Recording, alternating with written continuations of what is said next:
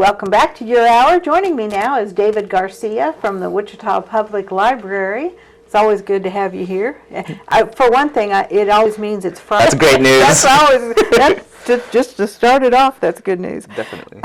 But you have a lot to talk about today, one of them being the short. That's right. There is a lot coming up here at the library. It's a very exciting time for us. We have a lot of our annual events that are getting rolling. First with the Academy Award shorts, like you mentioned.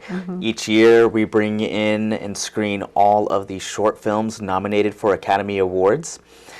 This year is the 40th edition that we've done this. Really? Yes. Wow. So we're very excited and want to make it a big special deal. That's more than you are old. Yes, it is. It is. So I'm very thankful to kind of help promote this prestigious program and event that we put on, and to kind of help celebrate and denote that excitement for the 40th anniversary. We're returning back to a movie theater. That's something that a lot of folks really enjoyed about this program, is that we typically partnered with the theater that kind of went away for a few years and did most of the screenings at the library. We'll still have some where you can view at a branch near you, but today at the Boulevard Theater in Old Town, we're going to be screening all 15 of those short films. So it's going to be really excited if you're a film buff or just curious about these films, because they don't have very wide releases or maybe international films, so we don't have as much access to them, and that's really what we at the library like to provide, and so it's a great experience for all. And one of the things I like about that is when you go, or when you're watching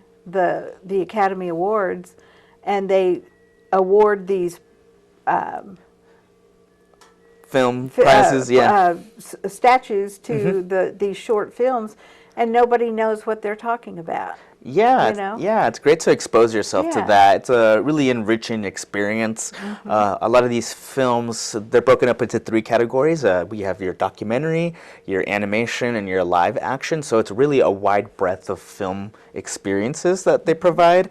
But there's definitely something for everyone. And then, like you said, it's nice to know what's going to. It's also great to tap in and vote for what you think will win. Yeah, that's an exciting the fun part of the too. And we're running prams all the way up to the Oscars ceremony on Sunday, March 15th.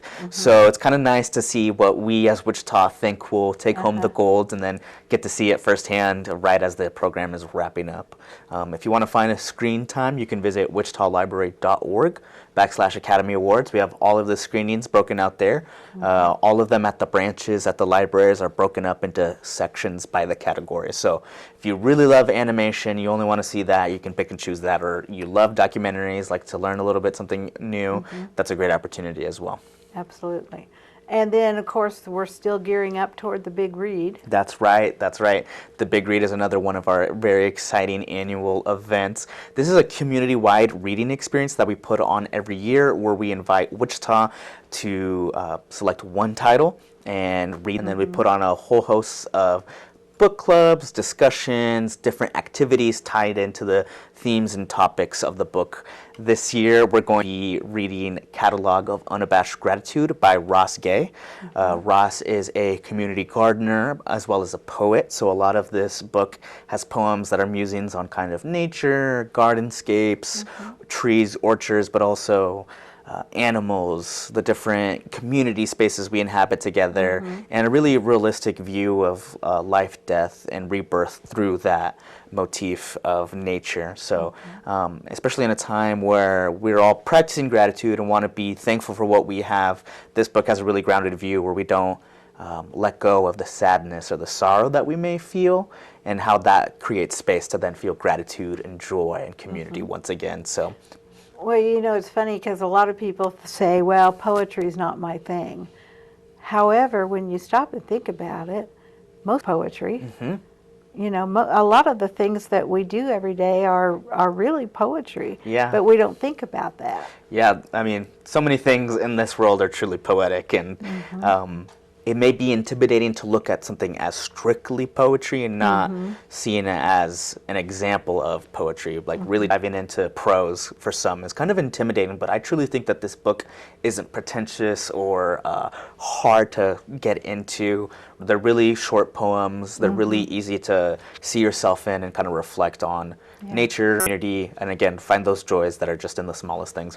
Yeah, poetry kind of makes you think sometimes. And I think in a different way than maybe a narrative would. I mean, you're seeing the plot points and the characters and the development, and you can kind of jump into that and immerse yourself. But with poetry, it's almost like a muffin, a different type of analysis and thinking than a traditional fiction or nonfiction book.